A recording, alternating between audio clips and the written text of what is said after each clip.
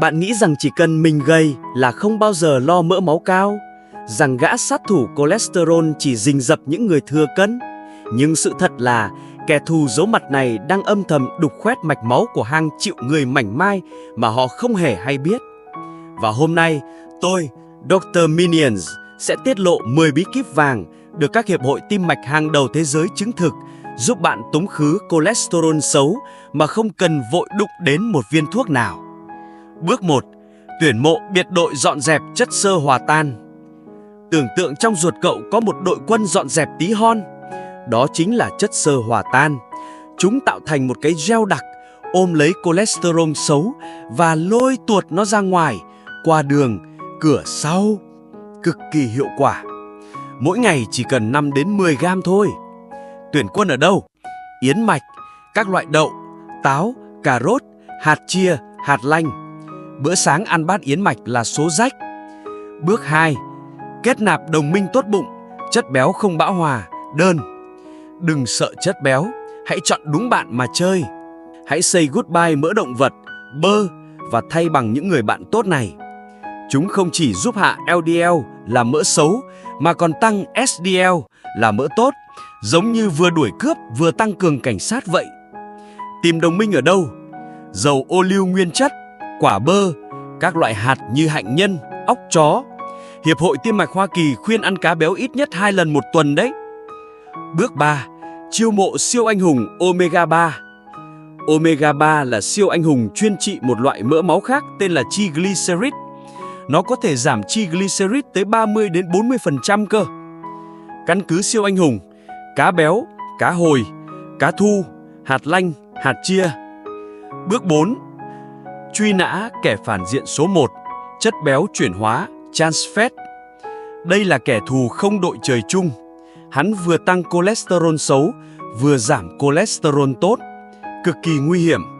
Hắn thường ẩn náu trong các loại bánh ngọt công nghiệp, đồ chiên rán sẵn, bơ thực vật. Hãy lật nhãn sản phẩm lên, thấy chữ hydrogen hóa là né ngay vào luôn. Bước 5. Bắt cơ thể lao động, tập thể dục thường xuyên. Ngồi một chỗ là tạo điều kiện cho mỡ máu làm loạn. Vận động chính là cách dạy dỗ lại chúng. Chỉ cần 150 phút đi bộ nhanh hoặc 75 phút chạy bộ mỗi tuần là đủ để tăng SDL là anh tốt và giảm triglycerid. Lưu ý, kết hợp cả cardio là chạy, bơi và tập tạ thì hiệu quả còn nhân đôi. Bước 6. Nói không với khói thuốc. Hút thuốc giống như bạn tự tay phá hỏng đường ống nước nhà mình rồi rắc thêm rác vào vậy. Nó làm giảm SDL là mỡ tốt và làm tổn thương thành mạch, tạo điều kiện cho mảng bám hình thành nhanh hơn. Bỏ thuốc lá, SDL sẽ tăng trở lại. Bước 7. Xì hơi cho cơ thể, giảm cân. Với mỗi kg cân nặng bạn giảm được, chỉ số LDL sẽ giảm theo một chút. Nếu bạn đang thừa cân, chỉ cần giảm 5 đến 10% trọng lượng cơ thể thôi là các chỉ số mỡ máu đã cải thiện ngoạn mục rồi. Bước 8. Gia nhập Hội Ăn Lành Mạnh Địa Trung Hải. Đây là chế độ ăn được cả thế giới công nhận là tốt nhất cho tim mạch. Cứ tưởng tượng một bữa ăn đầy màu sắc với rau củ, trái cây, ngũ cốc nguyên hạt, cá và dầu ô liu, ít thịt đỏ, ít đồ ngọt, vừa ngon miệng lại khỏe mạnh. Bước 9. Dùng vũ khí bí mật, sterol và stanol thực vật. Hai chất này có cấu trúc giống hệt cholesterol. Khi vào ruột, chúng sẽ giả dạng và tranh giành vị trí hấp thu với cholesterol thật, khiến cholesterol thật bị đẩy ra ngoài. Tiêu thụ 1,5 đến 3 gram mỗi ngày có thể giảm LDL từ 5 đến 15%. Tìm ở đâu?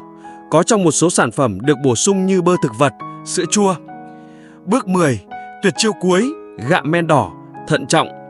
Gạo men đỏ có chứa monocolin K, một chất có cấu trúc y hệt statin, là hoạt chất trong thuốc giảm mỡ máu. Vậy là bạn đã có cả một kho vũ khí tự nhiên để chiến đấu với cholesterol xấu. Vấn đề không phải là loại bỏ một món ăn, mà là xây dựng cả một lối sống lành mạnh. Hãy nhớ mục tiêu của chúng ta theo các chuyên gia đầu ngành. Người bình thường, LDL nên dưới 100mg trên decilit. Người có bệnh tim mạch, LDL phải dưới 70mg trên decilit. Người nguy cơ rất cao, LDL phải dưới 55mg trên decilit. Đây là một cuộc chiến dài hơi, nhưng hoàn toàn xứng đáng. Còn bạn thì sao? Trong 10 phương pháp trên, bạn đã và đang áp dụng phương pháp nào? Và thử thách lớn nhất của bạn khi cố gắng giảm cholesterol là gì?